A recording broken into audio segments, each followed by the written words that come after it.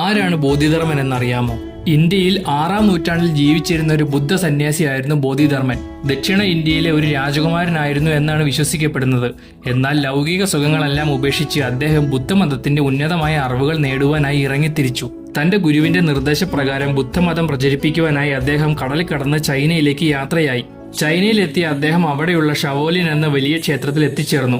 ആ ക്ഷേത്രത്തിലെ സന്യാസിമാരും വിശ്വാസികളും സ്ഥിരം രോഗികളും ദുർബലരുമായിരുന്നു. അവർക്ക് ശരിയായ രീതിയിൽ ധ്യാനം ചെയ്യുവാനോ അവിടുത്തെ നിയമങ്ങൾ പാലിക്കുവാനോ കഴിഞ്ഞിരുന്നില്ല. ഇത് കണ്ട ബോധിധർമ്മൻ അവരെ ശക്തിപ്പെടുത്തുവാൻ തീരുമാനിച്ചു.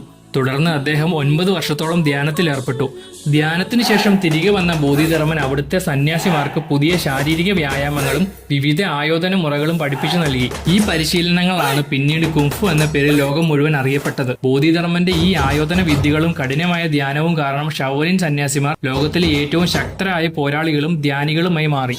അവരുടെ കുംഫു മാസ്റ്ററായിട്ടാണ് ബോധിധർമ്മനെ ചൈനക്കാർ കണ്ടുവരുന്നത്.